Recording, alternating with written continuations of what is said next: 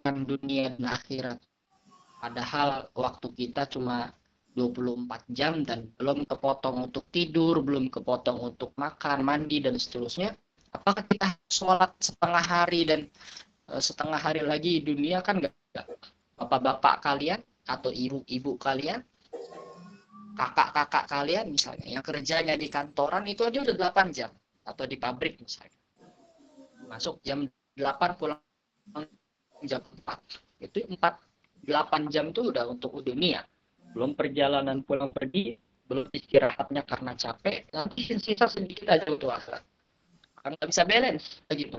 Tapi ketika semua aktivitasnya diniatkan karena Allah, maka semua itu bernilai pahala. Makanya orang beriman itu beruntung dia.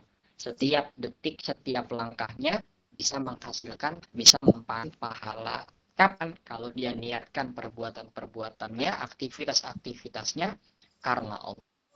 Karena Allah itu maksudnya apa sih? Kita menyembah, kita mempersembahkan pekerjaan kita buat Allah, gajinya buat Allah, itu enggak. Maksudnya kita melakukan sebuah pekerjaan atau aktivitas, kita libatkan nama Allah di sana, sehingga muncul vibes, muncul perasaan bahwa ya saya nih hidup ya untuk dia. Wa ma khalaqtul jinna wal insa illa liya'budun. Tidaklah aku ciptakan jin dan manusia kecuali untuk ibadah. Untuk ibadah.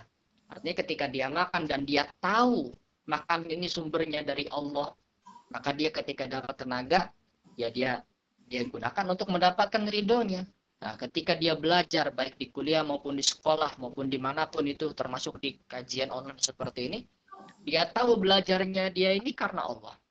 Kelak nanti ilmunya ketika dia dapatkan, dia gunakan untuk raih ridhonya Allah itu seperti apa. Dia pintar hukum, dia gunakan jabatan hakimnya untuk menegakkan keadilan agar Allah cinta kepada dia. Dia pintar medis, dia gunakan ilmunya dia untuk menolong sesama manusia agar Allah cinta. Dia pintar misalnya atlet, dia pintar misalnya IT, dia pintar misalnya apapun, di bidang apapun, pekerjaan apapun, bahkan bebersih, jadi petugas kebersihan gitu ya, jadi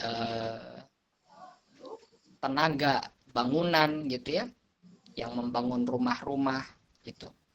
Dia punya tenaga itu, kuli-kuli bangunan atau Gojek atau apapun, dia niatkan semua itu hamba hari ini ingin mengantarkan orang ingin mencari nafkah.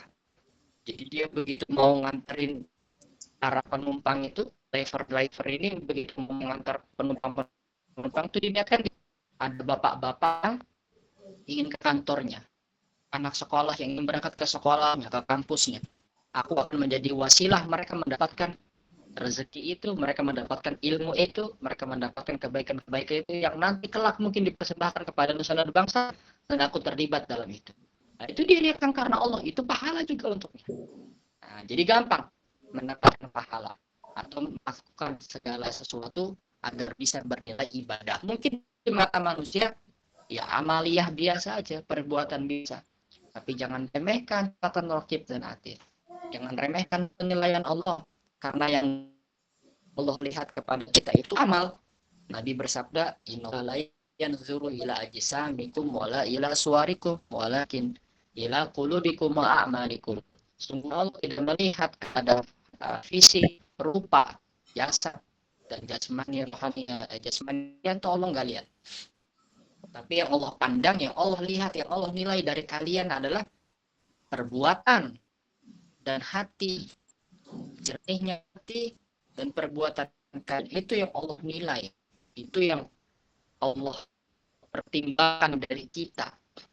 Bukan seberapa banyak ilmu, bukan seberapa tinggi jabatan, secantik atau rupa, sebesar nama di masyarakat sosial misalnya, punya kedudukan bagus di sosial. Bukan itu yang Allah nilai dari kita, bukan seberapa banyak followers dan seberapa banyak di repost postingan-postingan kita. Bukan. Allah nggak lihat itu. Allah nggak lihat nilai ijazah, IPK dan seterusnya, gelar, enggak. Yang Allah lihat kejernihan hati,